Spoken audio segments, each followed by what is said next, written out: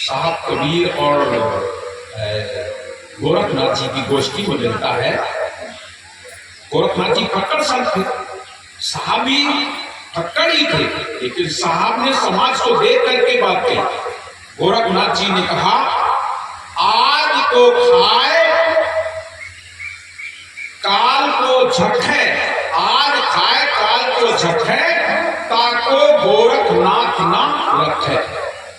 जो को आज खाए और काल की चिंता करे कि काल का हुई, काल का हुई, काल का हुई, ओखा गोरखनाथ बोले हम साथे न रखे। आज खाए काल को झटके, ताको गोरखनाथ न रखा। साहेब बोले, तुम तो फक्कड़ बनाई हो, आगे नाक न पीछे पड़ा, बने रही हो, भूखे तो बने रही हो, लेकिन जिनके चाल लड़का है वे क्या करिए, जो गृहस्थी वाले हैं वो क्या करिए, जिनके द्वारे पता नहीं कभी रिश्तेदार उतर जाए। साहेब कबीर कहे, आज खाए और काल का धरे और ताको कबू न धोखा करे।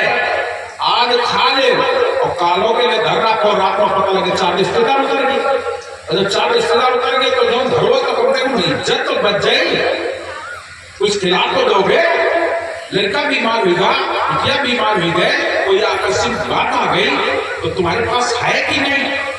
या साधु लोगों की अलग बात है कि आज खा लेंगे, काल कमाई, काल खुदा दे देने वाला देगा, ना मिलिए तो बढ़ते रहेंगे, कुछ खा के पानी पी लेंगे।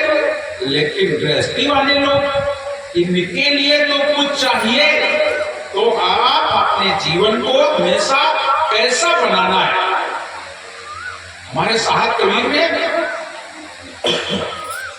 बहुमुखी ज्ञान दिया है, बहुमुखी संसार के लोगों को भी समझाया है कि तुम्हारा जीवन कैसा होना चाहिए, तुम्हारा जीवन जब तक इस संसार में जीते हो तो कैसा होना चाहिए।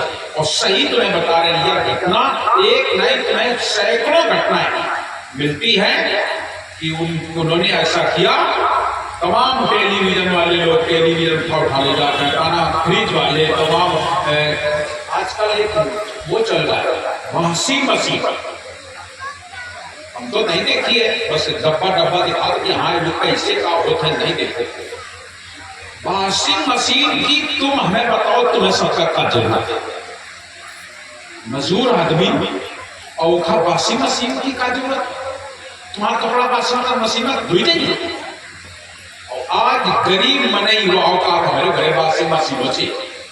वॉशिंग मशीन उनके लिए है जौन कपड़ा पहन के 4 पहिया की गाड़ी जाके लौट के आए, उतार के धर दी, उनके लिए वॉशिंग मशीन। और तुम्हें वैसा जग चारा काटे पहले, कटिया करे पहले, गोबर उठावे पहले, और जब गोबर उठाइयो कटिया कटियो तो गोबर पीठी में चुई जाए, कटिया कटियो कपड़ा खराब हो जाएगी। और वे कहूं अगर कपड़ा तुम वॉशिंग मशीन में डलियो आपको न धोइए, याद रख। एक ही कपड़ा नहीं, वॉशिंग मशीन का क्या मतलब समझते हो, वो बड़ी चीज। वॉशिंग मशीन का मतलब है केवल कपड़े को पानी में धो देना, बस उसका काम। और थोड़ा छुटा है, उसमें कुछ छूटता नहीं है, सोडा डाल दी, कपड़ा डाल दी, चला दी, निकाल दी, बढ़िया धो धा के फिर से सूख साफ सुथरा मिले। ये उनके लिए है जिनके कपड़ों में कभी दाग लगता ही नहीं, जिनके जो कपड़े पहन के बाहर निकलते नहीं, वो गए बस 4 पहिया गाड़ी में बैठे गए, ऑफिस में बैठ रहे, शाम के आए, तुरंत उनके नौकर जाकर उतारे कपड़ा लेके और वॉशिंग मशीन में डाल दी। लेकिन हम तुम लोग मजदूर वर्ग के लोग हैं, हम लोग कामकाजी लोग हैं, और जो कामकाजी मजदूर वर्ग के लोग हैं उनके लिए वॉशिंग मशीन की आवश्यकता नहीं है। लेकिन बस वो आए बात है, देखा से कि उनके घरे अगर आ गए तो मोले, उनके घरे आ गए तो मोले में, ऐसा कभी भी नहीं सोचना चाहिए। हमको अपना जीवन अपने आधार, हमारा क्या कर्म है, कैसा हम क्या काम करते हैं, उसके अनुरूप हमें अपना काम करना होता है। तो हमारा जीवन कुछ सहज हो, सरल हो। सदगुरु कबीर साहब हमें हर तरीके से रास्ता देते हैं, बताते हैं कि हमें कैसा करना चाहिए। तो हम कुछ भी कर्म करते हैं, लेकिन सत्य को याद रखते हैं, तो अगर सत्य आपके साथ है तो लक्ष्मी साथ देती है, परमात्मा साथ देता है, सब कुछ साथ देता है। तो हम कहा बोले उत्तर तो अगर हम सेवा नहीं करते तो भगवान के चरणों में हमारा सिर हो जाएगा। अगर दक्षिण को करते लक्ष्मी के, तो हमें लक्ष्मी का है, हम सीधे सीधे भगवान के चरणों में अपना मुंह धरो। लक्ष्मी खुदे खुदे दौड़ी दौड़ी घूमी, लक्ष्मी खुद दौड़ी दौड़ी घूमे, जबकि सात करोड़ दिशाओं से कोई मतलब नहीं रखते। चारों दिशाओं में हर जगह ईश्वर का वास है, कहीं ऐसी जगह नहीं जहां ईश्वर वास ना हो। एक बार साहब गए, दिल्ली में ही शायद गए थे, कहीं मुझे याद नहीं आ रहा, तो वहां जब पहुंचे तो मस्जिद बनी, तो शायद मस्जिद की तरफ आए करके सो, और जब मस्जिद की तरफ आए करके सोगे तो मस्जिद का जो मुजावर था, मस्जिद का पुजारी के हम लोग का, वो देखे पागल है, पागल है, देख लो मस्जिद की तरफ आए कर सो। उसने क्या किया, गुस्सा उठो, कबीर साहब के पाए पकड़े से, और पाए पकड़ के घुमावट शुरू कर दी, और जैसे घुमावे तो वह मस्जिद कोई तरफ, जौनी तरफ साहब के पाए कोई तरफ मस्जिद घूमे। घबरा गया, उसने पूरब कर दिया पैर तो मस्जिद पूरब की ओर गई, उत्तर कर दिया तो उत्तर की ओर गई, दक्षिण कर दिया दक्षिण को गए, जैसे पश्चिम को फिर पश्चिम को। आप तो घबरा गया, इनके पाए दौड़ी तरफ हम दौड़ी तरफ, ये मस्जिद घूम रही है। चरणों हाथ जोड़ के बैठ गया, तुम कौनो साधारण बनाई नहीं हो, तुम कोई साधारण पुरुष नहीं हो, कौन हो? साहब श्वेत रूप हिरंबर काया निष्कलंकार सिफार दृष्टि, ऐसा सुंदर स्वरूप देख करके हाथ जोड़ करके शीश झुकाया। आप कौन? सदगुरु कबीर ने बताया, मैं आदि स्वदेशी सत्य लोकवासी सत्य पुरुष का भेजा हुआ योग जीत कड़िहार मैं हूं। जैसे कहा ये, आज उसको मालूम हुआ। अरे साहब बोले, अरे मुजावर जी, तू मेरे पैर को इधर उधर क्यों कर रहा था? बोले हमने सोचा साधारण मनुष्य कोई पागल आदमी पड़ा है, मस्जिद की तरफ पैर किए बैठा है, मस्जिद की तरफ पैर ये है, और मस्जिद में खुदा रहता है, और इसको पता नहीं कि मस्जिद में खुदा रहता है। साहब बोले मस्जिद में खुदा रहता है तो सारी दुनिया में कौन रहता है? अरे सारी दुनिया में खुदा रहता है, ऐसी कोई जगह नहीं है जहां खुदा ना हो।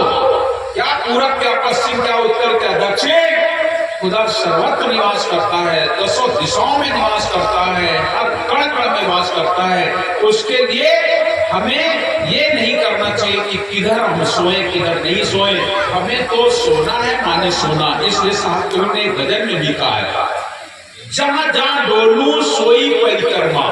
अब परिक्रमा करेंगे, खाली थोड़ी जगह की परिक्रमा कर लो, किसी मंदिर की परिक्रमा कर लो, किसी यज्ञशाला की परिक्रमा कर लो, बस हो गई परिक्रमा।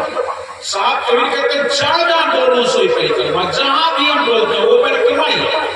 जहां जहां डोलू सोई परिक्रमा, जो कछ करूं सो पूजा, जो हम कर्म करेंगे वही पूजा। पूजा का मतलब केवल इतना नहीं कि हम सवेरे उठे अगरबत्ती जगा ली नहीं ना बस बोले हुई गई पूजा, ये पूजा नहीं।